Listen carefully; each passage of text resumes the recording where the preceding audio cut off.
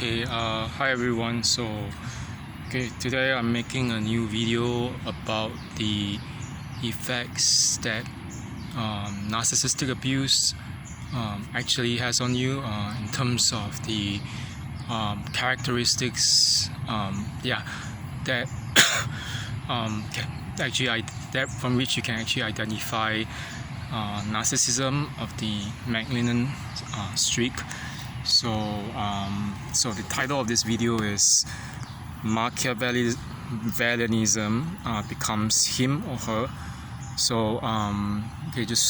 Let me go onto this explanation of what Machiavellianism is, and also why it's important for us to know what this trait of narcissist amounts to.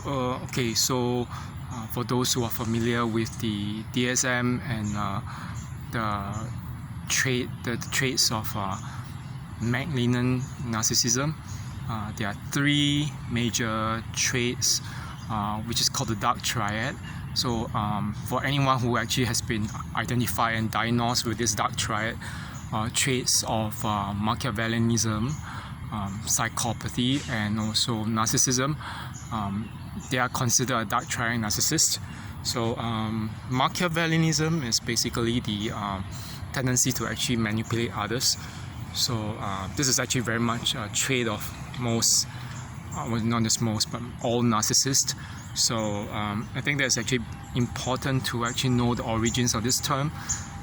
The term itself needs to be traced all the way back to the 14th and 15th century. I think it's the 15th century in Italy, during the times when the different states were divided. So political theorist and philosopher Niccolo Machiavelli, who is the person who actually the term Machiavellianism traces its origins to. He came up with these different books and political treatises about how a prince is actually meant to actually manipulate the situation politically, such that he can unify the different states, and that he can also actually manipulate the citizens and denizens of his state, instead of just trying very hard to actually palliate or pacify them as if they are the ones holding the power. So part of this Machiavellianism is that that saying, it is better to be feared than to be loved. So although I wouldn't say that Machiavelli was himself a Machiavellian in terms of that cruel tendency to actually manipulate others, the model of the prince that he actually espouses would be the would be found in the figure of a Machiavellian state figure who actually uses people as and when he could to actually facilitate political aspirations. So in many ways, this actually conforms to the model of a narcissist who is arguably amoral. They don't really care what's right and what's wrong. They do everything at whatever it costs to actually get their way. So including their closest ones, and I wouldn't use the phrase loved ones, since they don't really know love. So, and in some ways we can attribute this trait of Machiavellianism to a reign of terror that is actually based on control. So if we were to actually identify this as a necessary trait of narcissists, especially malignant narcissists, we have to actually identify the subsequent manifestations. So for me, I have actually sat down, and done some research, and also reading, and also thought about it. I think there are actually 4 different points that can actually highlight the lying and manipulation that the narcissists engage in, which actually highlights their Machiavellianism.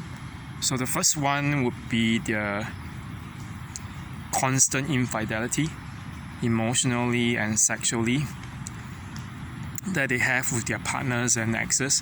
So if you actually recall anything in your history of narcissistic exes, or even your just current ex who's a narcissist, you might recall that they might have told you in the beginning of their dating you or just meeting you that they have stories, or sob stories of how they were being betrayed by their exes, or how their ex was crazy, and a lot of it actually possibly could be just their lies to get you on their side. So that's part of the lying and manipulation that they engage in. So other than the tendency to lie in this capacity, this brings us to the next point, which is the blame game and projection bullying that they engage in. Okay, what do I mean by projection bullying? When I say projection bullying, it means that tendency of the narcissist to deny responsibility. So for them, it's never their fault. It's actually always your fault, especially if you are the target. And projection bullying is basically the narcissist projecting their problems onto you, so blaming you for their own problems. So that way they keep on lying and manipulating other people instead of actually taking up responsibility for their actions and for their words. Okay, and also the third point, which actually affirms the Machiavellianism of a narcissist, is the way they time their entrances and their exits from your life. For those of y'all who might have actually gone back for, countless times, I don't know how many times people have actually gone back to the narcissist, but the average number of times that a person goes back into an abusive relationship, especially with a toxic narcissist, would be at least 7 times. I actually recounted that I had known the former narcissist in my life for about months before we even started talking and dating and whatever, but before that the communication wasn't much, so we were more acquaintances than anything else. So but there's some things, it always seems kind of time when they actually try to come back into your life, or at least make an entrance as a so-called partner or date. You realize that they actually use the technique of induced conversation. And induced conversation, this is a term that is used by Dr. Les Carter, and most of the time they will just give certain kinds of excuses or certain kinds of pretext, saying whoever like who's a common acquaintance told me that you are doing this, you're taking part in this, or you are not doing well, and this is a kind of like feigning of concern over you, or curiosity, but it's actually throwing out the bait for you to take. So once you actually take the bait by actually answering their technique, you're basically hooked, and it's actually very hard to actually get off that hook. Okay, so the next, when we talk about timing their entrance and exits from you for your life, okay, the other thing is actually they're giving excuses to end the relationship with you when you start realizing what they're up to. So actually one friend of mine used to tell me this thing about my former encounter with the narcissist. What he said was, he's just this buddy of mine. He's pretty uninitiated then. He was pretty uninitiated. So, but I think he really just said, actually, I guess that if they really had meant to, manipulate you or make use of you for some ulterior motive, they wouldn't have, hung around so long. They would just be gone after a while, a short while. But I believe that this actually betrays failure to fully understand the problems with narcissism, especially the Machiavellian side of narcissism, because for Machiavellian narcissists, there's this tendency to actually enjoy the chase. So it's very similar to the predator. The lion, when the lion actually chases after his prey, it gets a kind of high. It doesn't just run around and just forget about it. So narcissists actually do love the chase, especially if they're very Machiavellian. So we would need to pay attention to that. Okay, and the fourth point, I think, which actually highlights their manipulation and lying, would be the competitors or rival syndrome. If you were to think about it, in a very healthy world full of normal people, most people will actually want the best for you. They even if they don't want the best for you, they'll be trying to help you, or they will at least be happy for you when you have life going well for you. It's not the case with a narcissist. You might realize that during those moments where you are doing well, when you have something good coming your way, what narcissists, on their most Machiavellian moments, would behave like would be to see you as a kind of competitor. So for them, it's like, you did this, but there's always that but. And of course, other than that, the wet blanket thing that they do to you to make your, to rain on your parade and make your achievements look like some form of manipulation of other people, or just a sheer case of luck. What they will do is to actually position you as their rival and obstacle.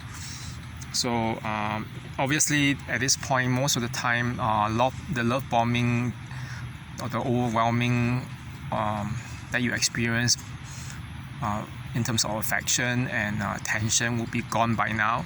So you're nothing more than just a dumping ground for their emotions and their negative feelings. So at this point, the narcissist also positions you as someone who makes them look bad.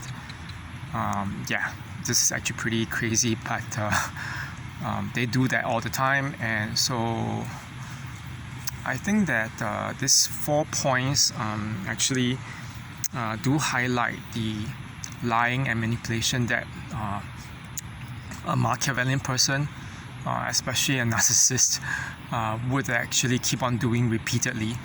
So what's the takeaway from all this? Since we have really been talking about these 4 points that highlight their lying and manipulation. Of course, I know it's very difficult for some people. We say, get out of the relationship, and communication, but this is the first step. You have to take no contact. So and so other than that, I think that the next thing is to start being aware of your boundaries, where you would take, you don't take any BS, any nonsense or bullshit from someone who doesn't really care for you. So in the business, if we were to actually assess everyone and make sure that the business deal that we are taking on is actually legit or legitimate, that is not illegal, why aren't we doing, if we are doing so for business deals, why aren't we doing this for our friends and our potential dates and lovers, and even potential partners in life? So so that's it for now, and I'll actually make another video next time. So if you have any questions or any suggestions about the kind of content in terms of mental health and narcissism and narcissistic abuse that you want to actually hear about from my experience or from my knowledge or point of view, you can just leave comments here and on the channel. I'll actually try to make a video once I've actually gathered enough content and knowledge in the area. Okay, so that's all for now, and have a good day. Okay, bye bye.